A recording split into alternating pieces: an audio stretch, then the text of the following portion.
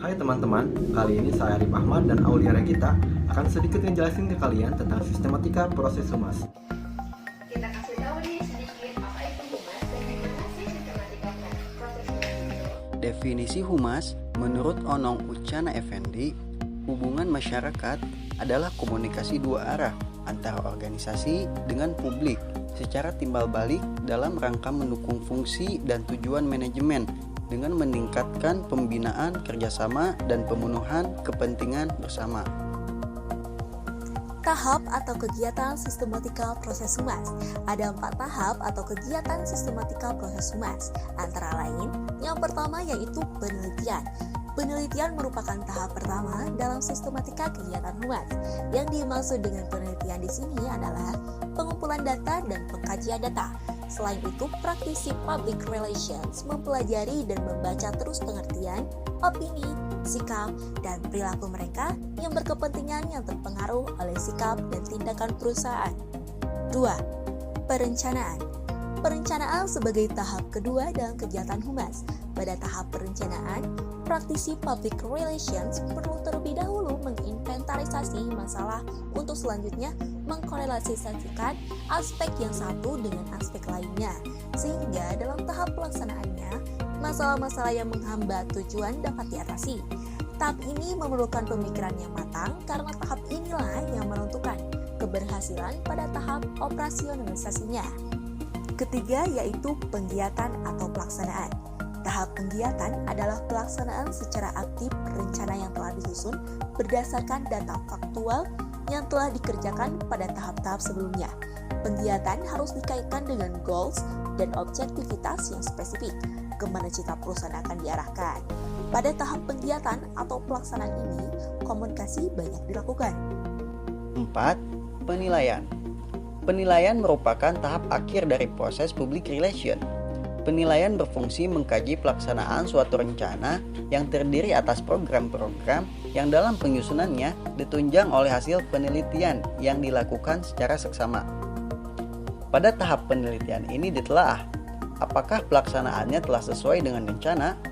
Pada tahap ini juga dilakukan telaah terhadap faktor-faktor penghambat apabila ternyata pada pelaksanaannya terdapat kesulitan yang menyebabkan tujuan yang ditetapkan pada perencanaan tidak tercapai. Tahap ini akan melibatkan pengukuran dari hasil tindakan di masa lalu. Penilaian ini dimaksudkan agar di kemudian hari tidak terjadi pengulangan masalah yang sama. Nah, udah pada tahu kan humas dan sistematika proses humas itu sendiri? Biar kalian tak mengerti, sekarang kita bakal ngejelasin peran humas dalam sistematika proses humas itu sendiri. Selanjutnya, ada peran public relation dalam sistematika proses humas. Humas mempunyai peranan penting dalam proses sistematika humas.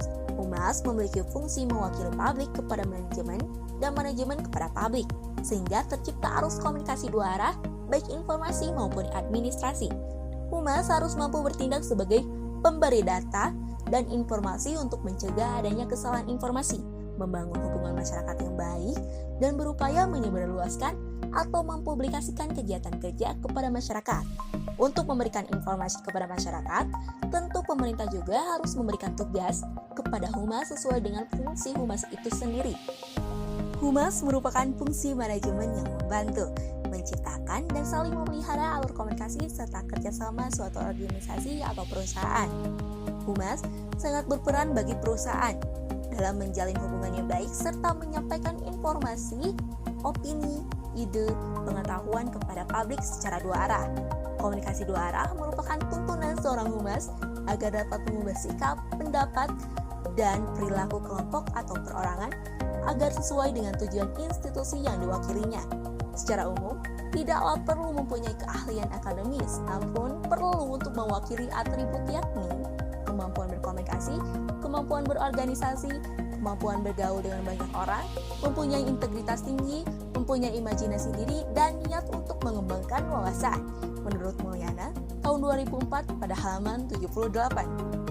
Udah pada ngerti dong pastinya setelah kalian mengetahui apa itu humas dan peran humas dalam proses sistematika humas itu sendiri.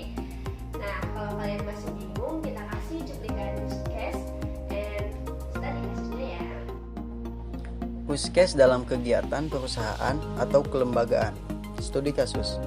Johnson & Johnson adalah perusahaan manufaktur yang bergerak dalam pembuatan dan pemasaran obat-obatan dan alat kesehatan lainnya di banyak negara di dunia. Pada hari Kamis, tanggal 30 September 1982, laporan mulai diterima oleh kantor pusat Johnson & Johnson bahwa adanya korban meninggal dunia di Chicago setelah meminum kapsul obat extra strength Tylenol. Tylenol adalah obat rasa nyeri yang diproduksi oleh MC Neil Consumer Product Company yang kemudian menjadi bagian anak perusahaan Johnson & Johnson. Kasus kematian ini menjadi awal penyebab rangkaian krisis manajemen yang telah dilakukan oleh Johnson & Johnson. Penyelidikan terhadap kasus kematian itu menyatakan bahwa terkandung sianida di dalam kemasan Tylenol. Sianida adalah bahan kimia yang digunakan untuk melakukan tes bahan baku di pabrik. Jika dikonsumsi oleh manusia, maka akan menyebabkan kematian mendadak. Awalnya, temuan ini dibantah oleh perusahaan akibat salah komunikasi, namun keesokan harinya diumumkan langsung kepada media massa. Dugaan sementara adalah ada sekelompok orang yang membeli Tylenol dalam jumlah besar, kemudian membubuhi sianida ke dalamnya, lalu menjual kembali Tylenol ke pasar. Menjelang sore hari, perusahaan meyakini bahwa pembubuhan sianida bukan terjadi di pabrik Fort Washington, Pennsylvania. Namun, perusahaan tidak mau menanggung resiko dan memutuskan untuk menarik kembali peredaran semua 93.000 botol dari batch itu yang dibubuhi racun. Kegiatan promosi Tylenol pun dibatalkan. Keesokan harinya, pimpinan perusahaan menerima laporan lagi mengenai terdapatnya korban ke-6 yang meminum kapsul Tylenol yang diproduksi di Round Rock, Texas. Hal ini tambah meyakinkan pimpinan perusahaan bahwa pembubuhan racun terjadi di Chicago dan bukan di pabrik Johnson & Johnson. Sebab sangat mustahil untuk melakukan pembubuhan racun pada dua pabrik pembuatan Tylenol sekaligus.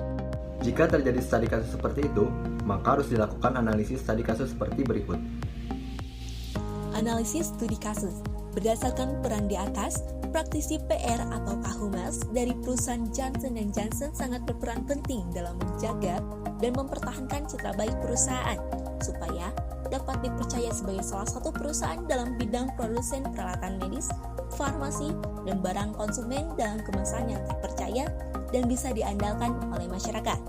Di dalam kemasan obat Tylenol terkandung sianida yang mengakibatkan banyak korban meninggal dunia.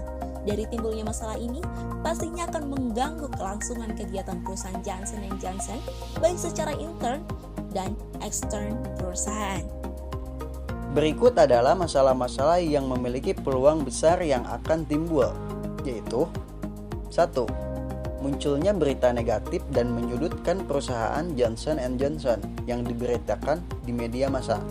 2. Munculnya opini negatif masyarakat sehingga citra perusahaan Johnson & Johnson dianggap kurang baik.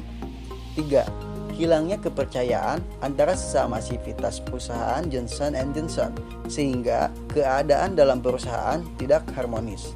4. Hilangnya kepercayaan masyarakat terhadap perusahaan Johnson & Johnson sehingga perusahaan dapat merugi akibat pendapatannya menurun. Oleh sebab itu, praktisi public relation atau Humas perusahaan Johnson & Johnson perlu melakukan beberapa tindakan agar masalah-masalah tersebut bisa teratasi dengan baik. Berikut bagaimana pengembangan penjelasannya. Yang pertama yaitu penelitian dan mendengarkan atau research and listening, fact finding. Fact finding yaitu mencari dan mengumpulkan fakta atau data sebelum melakukan tindakan. Dalam tahapan ini, praktisi PR perlu menganalisis perilaku umum dan hubungan organisasi terhadap lingkungan, seperti opini masyarakat terhadap obat kemasan Tylenol yang mengandung sianida, pegawai dengan perusahaan Johnson & Johnson, sikap perusahaan dan masyarakat menanggapi kecelakaan tersebut, dan reaksi intern juga ekstern perusahaan mengenai kecelakaan tersebut. Praktisi PR harus mengenal gejala dan penyebab permasalahan serta perlu melibatkan diri dalam penelitian atau penemuan fakta. praktisi PR harus mengolah data faktual yang telah ada, mengadakan perbandingan, melakukan pertimbangan, serta menghasilkan penilaian supaya dapat diperoleh kesimpulan dan ketelitian dari data faktual yang diperoleh. Dalam tindakannya yaitu yang pertama, memberikan peringatan dan mempublikasikan kepada masyarakat luas melalui media massa untuk menghentikan mengkonsumsi kapsul merek Tylenol hingga diketahui secara pasti di wilayah pemasaran mana saja terdapat penyebaran kapsul beracun itu terjadi. Walaupun akhirnya diketahui wilayah penyebaran kapsul beracun tersebut hanya terjadi di Chicago saja. 2. Menghentikan kegiatan produksi kapsul Tylenol dan menghentikan pula iklan produk obat tersebut di media massa. 3. Menjalin hubungan atau melakukan kontak dengan aparat keamanan serta Badan POM atau pengawas obat dan makanan. 4. Menarik seluruh kapsul Tylenol dari peredaran tanpa terkecuali di seluruh AS dan 14 negara lainnya untuk kemudian dilakukan pemusnahan massal. Selain itu, dalam pencarian dapat dilakukan dengan cara survei, polling, wawancara, focus group discussion, walking around, yakni langsung turun ke lokasi permasalahan untuk memahami permasalahan secara langsung. Perlu diingat bahwa tahapan fact finding sangat penting bagi seorang praktisi PR karena data yang diperoleh harus benar-benar sesuai dengan keadaan yang sebenarnya terjadi. Juga harus tahu dan paham betul apa yang menjadi permasalahan dalam perusahaannya sehingga dapat dengan tepat menentukan tindakan selanjutnya. 2. Perencanaan dan mengambil keputusan, planning decision. Adapun langkah-langkah dalam melaksanakan strategi perencanaan praktisi public relation perusahaan Johnson & Johnson sebagai berikut. 1. Memberitahukan kepada khalayak sasaran baik internal maupun eksternal mengenai tindakan apa yang akan atau sedang dilakukan oleh perusahaan. 2. Membujuk khalayak sasaran untuk dapat menerima dan mendukung tindakan yang akan atau sedang dilakukan oleh perusahaan. 3. Mendorong khalayak sasaran yang sudah memiliki sikap mendukung atau menerima untuk melakukan tindakan. Dan ketiga, mengkomunikasikan dan pelaksanaan atau communicating action. Dalam tahapan ini, praktisi PR bertugas untuk mengkomunikasikan dan melaksanakan program kerja yang sudah disusun secara matang pada tahap planning dedication. Komunikasi yang dilakukan merupakan penyampaian informasi secara aktif kepada publik atau internal atau eksternal mengenai apa yang telah disusun dan diprogramkan dengan menggunakan berbagai bentuk, jenis, serta teknik komunikasi agar dapat mencapai efek yang diharapkan. Dan PR Johnson & Johnson melakukan serangkaian strategi seperti berikut. Yang pertama yaitu strategi khalayak, antara lain konsumen, dokter, staf, apoteker, karyawan rumah sakit, badan POM, pihak keamanan atau kepolisian, dan media massa. Yang kedua yaitu strategi pesan, di mana diawali dengan kegiatan mengumpulkan fakta mengenai produksi kapsul Tylenol di wilayah Chicago, bekerja sama secara penuh dengan badan POM dan kepolisian, lalu melakukan upaya meyakinkan berbagai pihak melalui pesan yang disebarkan bahwa perusahaan secara sungguh-sungguh ingin dan akan memecahkan masalah yang terjadi. Ketiga, yaitu strategi media, yaitu yang berusaha merespon krisis dengan cara terbuka dan jujur terus terang dengan media massa dalam kegiatan penyampaian fakta kepada masyarakat secepat mungkin. Selain itu, perusahaan Johnson & Johnson melakukan jumpa pers terkait kasus racun cyanida kapsul Tylenol kepada media massa di 30 kota di seluruh Amerika Serikat melalui hubungan via satelit. 4. Mengevaluasi. Mengevaluasi adalah penelitian suatu kegiatan apakah tujuan sudah tercapai atau belum dengan melakukan penilaian terhadap hasil-hasil pelaksanaan program dan perencanaan, pelaksanaan, pengkomunikasian, sampai keberhasilan atau kegagalan yang terjadi pada program kerja dan menerima umpan balik untuk dievaluasi dan mengadakan penyesuaian yang diperlukan di mana tujuan utamanya adalah mengukur objektivitas proses secara keseluruhan. Pada tahap ini, praktisi public relation harus cermat, teliti, dan hati-hati terkait dengan akurasi data yang telah ada. Kemudian, setelah selesai satu permasalahan, tidak menutup kemungkinan untuk mendapatkan masalah yang baru lagi. Oleh karena itu, tahap evaluasi ini merupakan dasar atau acuan perencanaan di masa mendatang dan dapat terlihat juga hasilnya. Seperti 1. Johnson & Johnson telah menerapkan prinsip Worst Case Possible Scenario. Ini menjadi salah satu kunci keberhasilan Johnson & Johnson dalam menangani krisis, karena perusahaan menerapkan prinsip skenario terburuk dengan rela mengalami kerugian dalam jumlah yang cukup besar demi menyelamatkan korban. 2. Harga saham Johnson & Johnson turun hingga 15% dalam periode 30 hari. Berita tersebar di media massa. Namun untungnya, harga saham kembali menguat selang 60 hari pasca upaya penyelesaian krisis dengan upaya penanganan langkah yang tepat yang dilakukan oleh pihak manajemen. Jadi, dalam tahap ini, praktisi public relation Johnson & Johnson harus tahu apakah tujuan sudah tercapai atau belum, sehingga mampu dijadikan acuan untuk perencanaan selanjutnya. Nah, itu dia teman-teman bagaimana sistematika proses humas itu bisa terjadi dan contoh use case yang terjadi dalam lembaga atau perusahaan. Semoga apa yang kita sampaikan dapat bermanfaat untuk teman-teman sekalian. Saya Arif Ahmad. Saya Aulia Regita.